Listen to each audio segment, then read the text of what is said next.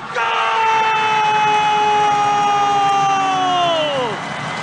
Ully puts it away!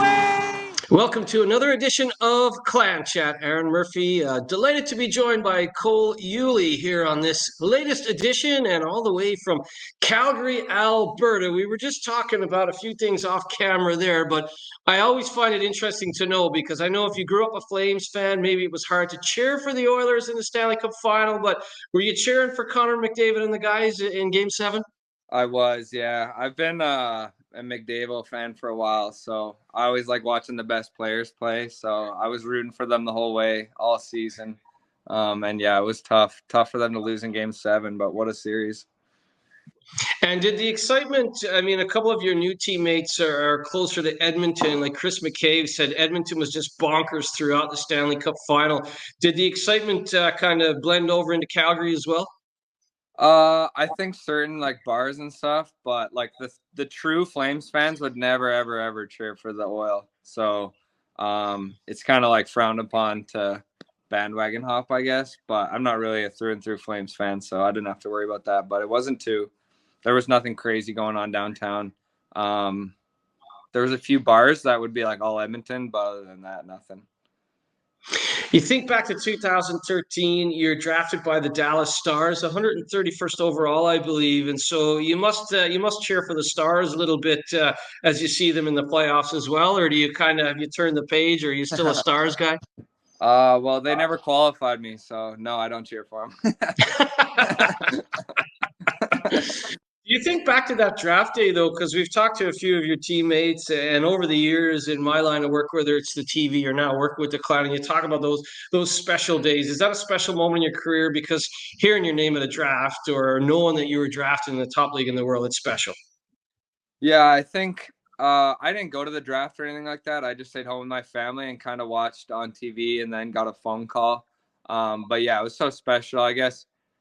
I mean, when it's going on, you kind of realize it, but definitely more so after. Not too many guys get that opportunity. So I'm super grateful that they picked me and got to spend some time there. Yeah, 123 games in the American Hockey League as well, over a point a game in the East Coast Hockey League. A good season in your first season in Cardiff last year. You look at the experience you've garnered over the years in some of the top leagues and what you're bringing to Glasgow next year. Is it an easy conversation when Corey Neilson calls you? Because I know you guys work together in Slovakia as well, and he talks very highly of your hockey IQ. So is that a nice call to get from Corey Neilson? Yeah. When I saw Corey was coming back to this league, it definitely immediately came on my radar coming to play here. I think having a coach that you like to play for and all that stuff is super important. So when he called me, it was easy. I know how he operates. I know we have some good chemistry, and I know I just like the way he coaches. So it's a perfect fit. Yeah, and I mean, your experience is great. He's coming off coaching at the World Championship, so we've added some important experience at top levels coming into this season. For anyone who wasn't watching closely last year when you were in town with the Devils, can you tell the Purple Army what kind of player, what you're bringing to the table in the new season? Yeah, I always I don't know. It's tough to kind of say what kind of player you are, but I've always kind of said like. I won't wow you with, crazy speed or crazy shot, or you might not even notice me. But I think, on the score sheet, I'm usually there. And I think I can, with a nice supporting cast, make plays and create offense while still being responsible defensively and trying to play the right way. And I know Corey preaches that, and his style suits my game well. Kind of like a slick, quick player, not too fast or anything like that, but I don't know, just use my smarts to kind of operate around the ice. And when you look at the places you've played, and again, that experience you're bringing here, with that one season under your belt, expecting or knowing what you know about the Elite League now, you must be pretty excited because, like you said, Corey, his systems. You had a great season together in Slovakia.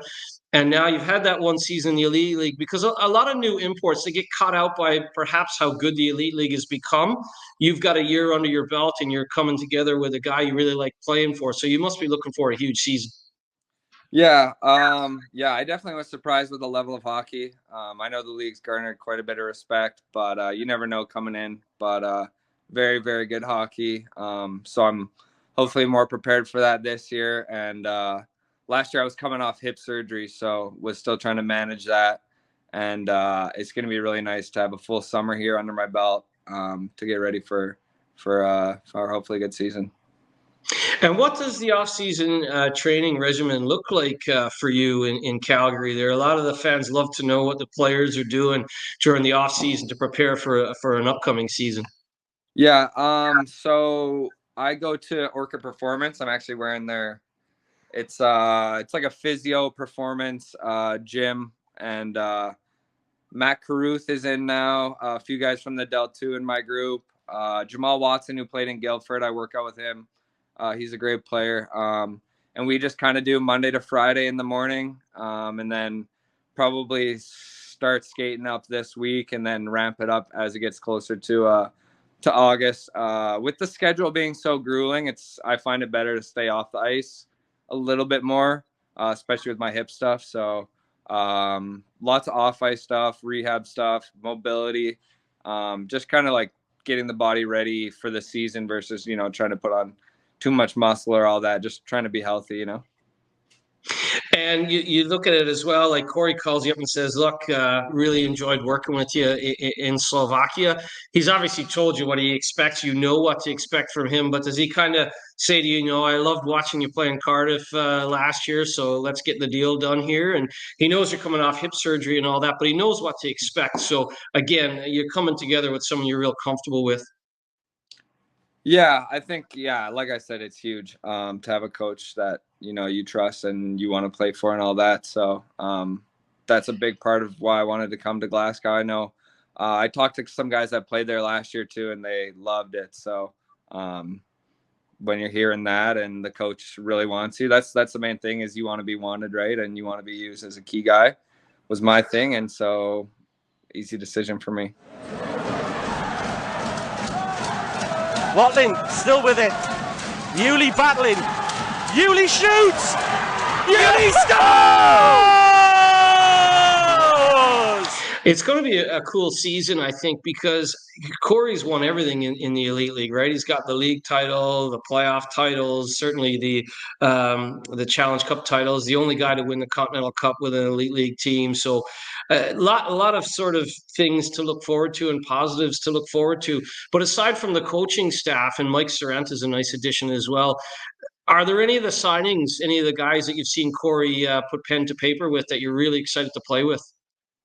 Yeah, I haven't really looked into it too much. I saw some names that I recognize and some guys that I train with in the summer that know those guys, and they said that they're great players and they'll be playing with me and we should do well and all that stuff. And so, yeah, I'm looking forward to it. A couple guys mentioned McLennan, and then I think there's a few guys that maybe you guys don't know about that I know about. Well, I know about them too. We won't spill that right now because there's lots going on behind the scenes, and that's why I ask you. Like Corey tells you what he expects, you know what to expect, and you've got all these sort of moving parts. I think he does a real good job of recruitment, doesn't he? Whether it's when you worked with him in Slovakia, you probably had some players handed to him, but you know that when he's able to run with the ball, he's going to put together a good team. Yeah, for sure. Well, I actually was leaving my team in Slovakia, and I saw Corey was heading to Poprad, so that was kind of, again, that's why I went there, was to be coached by him, and I loved it. He unfortunately got let go from there, even though we were doing well, and it's a different beast over there in Slovakia. So, I mean, he was great, and all the other imports and even the Slovak guys liked him. So, yeah. You were in our building. You had some success last season. I think you were a real pain in the ass to play against from a Glasgow Clan perspective. And I think the Cardiff Devils fans really enjoyed watching you play. Did you know a lot about Glasgow before coming to the building last year, or is it kind of like your first time in Scotland and you're like, wow, this is a really loud building? Because it is a knowledgeable fan base. Yeah, I mean, you definitely notice it when you go into a really nice rink. And the atmosphere there was good, and the Clan was always hard to play against. We played against them a ton, from Challenge Cup to where we where we lost in the aggregate, and every time we played Glasgow, they were hard to play against, and the barn there is amazing. And that's another thing I like is the city. We got to go in the city, the rink's nice, all that. So all that comes into play when, you know, I was choosing where to go. And like I said, nothing but great things I heard. So. Yeah, it's I think one of the best cities on the circuit. There's lots to see and do. What do you enjoy away from the rink? We've asked other guys that are going to be your teammates what they enjoy, whether it's golf or live music. What are you looking forward to doing away from Braehead Arena when you're in Glasgow next season?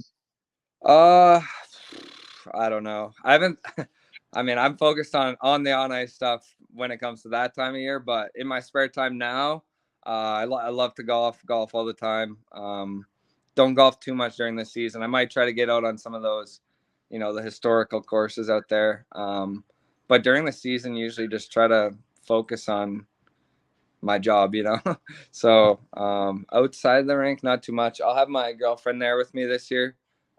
She was here working, so we're apart, which was tough. So this year it's going to be really nice. She's going to come out to Glasgow, and so away from the rink, I'll have her to putz around with.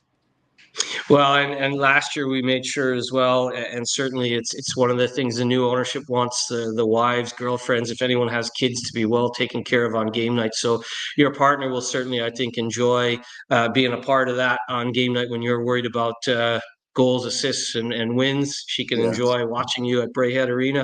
It is a great city. It's a lot of fun, but like I said, it's a positive fan base. And last season, not good enough. And we did have some success. It came at your expense in the Challenge Cup, where we won an aggregate. I think the second leg was in your barn in Cardiff at the time. But after that, the season didn't seem to really take off the way it should have, perhaps. 10th, I mean, the only way is up. And certainly that's a challenge, too. You come in here after finishing second with Cardiff and making it to the playoff final weekend. And that's what I'm sure you and Corey discussed. That's kind of where the Clan want to get going to. Mm-hmm. Yeah. I mean, the league was tight last year, and I think a lot of games were 1-goal games, so it's easy to look at a record and say, oh, this team didn't win too much. But I guess if you kind of zoom in on things and see maybe the score of the game, I mean, the players have a feel, and some teams are harder to play against. And I felt that Glasgow was a better team than their record portrayed. And I think last year was their first year under new ownership. Like, it's going to take some time to build that winning culture. And I think bringing in Corey is like a big first piece towards that. Yeah, it's exciting, but you always have to realize too, there's a little bit of luck. Like Sheffield wins the treble. They pretty well right up until that last few weeks of the season didn't have any major injuries. You look at the season before when Belfast won the treble, they did have some injuries, but they had an extra guy. So there's a little bit of luck meets guys staying healthy. Like there's no one's God-given right to win. And that's the interesting thing. Everyone has hope come September, October, and it's an exciting time. And we're absolutely delighted to have you on board. There's more, as you said, I like that you said there's guys you know about. So maybe we'll talk off camera about who you know about and who I know about. But there's a lot to be excited about, and certainly Corey is putting together an exciting team. I think it's important as well that you do have that year's experience, because you mentioned that they're early. Once the season hits, if you're not used to the Elite League travel and Elite League, the intricacies of the league, it's an invaluable bit of experience to know that there will be long bus rides, there will be long days where you have to sit in the airport and there's a flight delay. So it's important that you already know that, and you can probably help out with some of the new imports when there's some dog days come January, February. Yeah, I think it's pretty similar travel schedule to like the East Coast League, which I played in for a long time. But after going to Europe and then back to this was, quite a shift. But yeah, I don't know. I mean, it's a grind. I think that Continental Cup we did last year, throwing in the extra 3-3 it kind of really threw a wrench in our season. So I'm really looking forward to just focusing on, the league play, which is the big trophy, and every game means so much, which is, I think, what makes this league special is every game is important. Whereas when you play 80 games in North America, it's like by the time you're at 60, everyone kind of knows where they are. You kind of just ride out the end of the year. And I think that's what makes this league special. But I'm sure the fans are used to it through football leagues and stuff like that. It's pretty normal. But it was new to me. And, I'm looking forward to it again this year. Well, it's an interesting point about you, the Continental Cup, because it kind of really wedges into your season. I remember thinking that last year, like it's either going to really vault Cardiff on, or they're going to find it hard after that, because it's a bit of a come down. You go in there wanting to win the Continental Cup, and then when it doesn't quite work out, it's a little bit like, okay, it's a reset button. So really interesting point there. Did you enjoy playing in the Continental Cup? Because sometimes players, the Champions Hockey League can be a bit of a banana skin as well for teams in the Elite League, but the Continental Cup is probably something that you can aspire to win. So did you enjoy that weekend despite it didn't quite go to plan? Yeah, I think it was really fun, and always when you get a chance to win a championship is fun. And we didn't get the results we wanted, so I just think because not only do you throw in 2 extra 3-and-3 weekends, you also have to move games that you were scheduled to play into the middle of the week. So it kind of just added on, and I think that was a lot for our team. And I think in any normal year, it's fine to have those lulls and ebbs and flows. But when Sheffield wasn't losing, it just we were done after that kind of. But it was fun, and I think anytime you get a chance to compete on that stage against European teams, it's a good. I mean, it looks good for the league, I think, to be playing against those teams. Bounces favourably for Cardiff. Back down low again. Looks to feed it out front. Ully with a shot. Doesn't get all the way through. Rebound, and it's 3-3. Well, talk about the preseason, because we've got the Warrior Pro tournament in Germany. So was that like a nice carrot to dangle as well when Corey called and said, look, and we're going to go to Germany and we're going to play against some really good teams in the preseason? Is that also because you, like you said, you want to play against top teams, you want to measure yourself against some of the best players in Europe? So is that a nice thing to have on the radar come preseason? Yeah, I think it's fun. It's also great to get out and play those other teams, especially when you're going to be playing the same teams all season. You'll play Cardiff 10, 12, 14 times. So it's nice to go and play those other teams. And any chance you get to play against those good teams like Salzburg and stuff is just great opportunity. And I think like watching Belfast in the Champions League beat some of those teams, it, like I said, looks great for the league and garners some respect. Yeah, and Sheffield, well, they didn't have a great draw, Sheffield. They have to face some big Swedish teams. But you know what? Every year that the Elite League has been in the Champions Hockey League, every entrant has won at least one game. So we're hoping Sheffield can do the same, although we're not hoping Sheffield does well against us this season. They were unbelievable last year. As Belfast were the season before, so they get the chance to play in that Champions Hockey League, and certainly probably a good recruitment tool for them, because it really does put our league and our players in a shop window, doesn't it? Yeah, for sure. I think they have a tough pool, but you never know in hockey. It could be a game of bounces, and they have a great team, so I could see them maybe squeaking a few out.